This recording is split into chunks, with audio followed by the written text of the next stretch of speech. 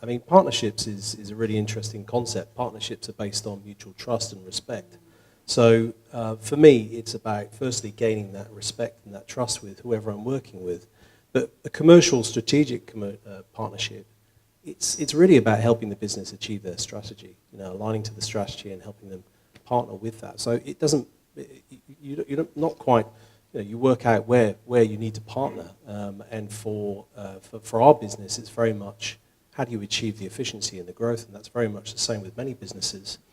So firstly, aligning to the strategy, but working out how do you build the relationships. It's an absolute key requirement to partnerships, building the relationships, but understanding your knowledge and being able to freely express your expertise and your experience is also crucial. The commercial piece for me is more than just financial. Clearly, it's about how we're making the business successful. So the ability to look forward, say, what are the things we need to make the business successful?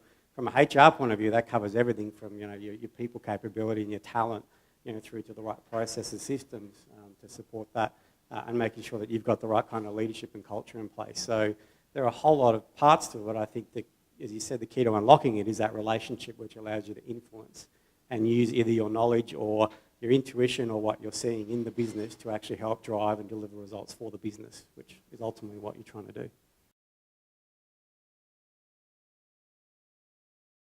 It has definitely evolved, and I made the leap across from more of a learning OD consulting background to business partnering about 12 years ago. So at the time, I think, certainly in the HR space, a lot of business partnering was quite reactive, generalist, operational by nature.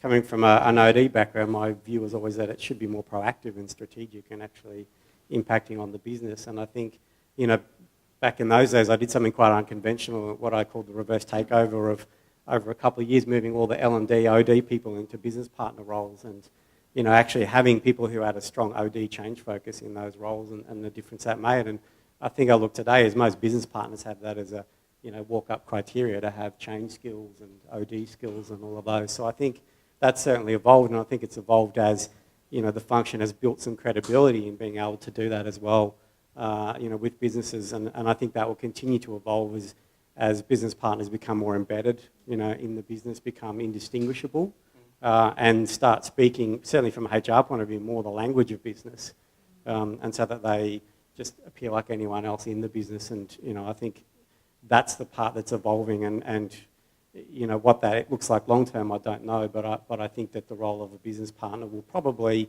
at some point become quite different. And the last few years I've been quite conscious in trying to challenge the status quo around this term business partner, because I think it's still relevant, but I think really you're a business leader. And I think as soon as you make that change from thinking partner and I'm helping someone else to actually, I'm a leader in the business, this is my business, I've got as much accountability for driving it as anybody, then it kind of shifts something in terms of your thinking. I suppose from my perspective, just saying what Steve was just mentioning about being a business leader, it's being able to participate in the development of a strategy, development of a business case, whatever the investment case might be. Not just be the supplier of information, not just be that person who's providing information, but actually being a participation in the creation of whatever decision is being made. I think that is definitely one of the distinguishing factors between a function, a service provider, a support provider versus a business partner. And not being afraid to get in there and get amongst it and work outside of your job description too. Your job description is just a guide. It's just it really should only be the invisible boundaries of your role. Your boundaries are what you make of them. It's really up to you. And I think from my perspective and what I'm trying to encourage within my team at the moment and the history of the finance team within BAI Communications is that it's come from a very transactional-based finance team where we're trying to create that finance-based community of being able to be those advisors.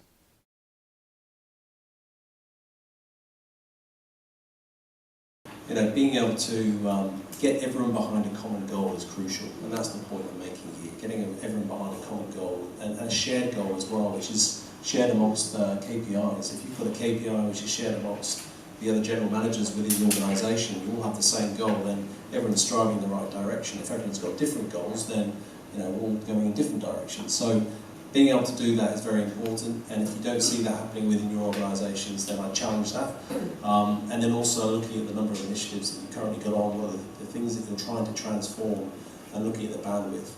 And I think once you've got the groundwork, the basics of understanding how much things, what it takes to achieve, but not just being able to deliver and execute, but then operate that going forward, then I think you've got the grounds of being able to build trust with the people that you're partnering.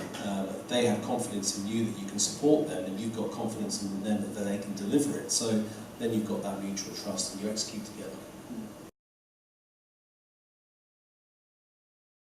AI is coming, whether we like it or not, and will change the way we work incredibly, and even the role of leaders. And I think the role of experts and expertise and knowledge is dwindling each year and fast. So you'll never become a leader in the future, I think, because of what you know. You become a leader because of what you can do and how you can mobilise people. And so for me, the real focus of any executive leadership development should really be around that understanding myself, the impact I have, as a core fundamental of what's the impact I have and how do I improve that and how do I drive it better, but also really focusing on what are the core skills, like things like listening and really being able to hear, how do I actually, not a development thing, but create space for myself to actually think and reflect and understand what's going on, because things move so quickly. You could blink over a year when you're really busy doing leadership stuff and suddenly find that half of what you know is irrelevant. And so I think for me it is exactly that, is how do we build agility into our executive leaders? Because quite often, they're at the stage of their career where they got to because of what they knew. Right? And I think that will change quite rapidly, and it will be very difficult unless we get on top of it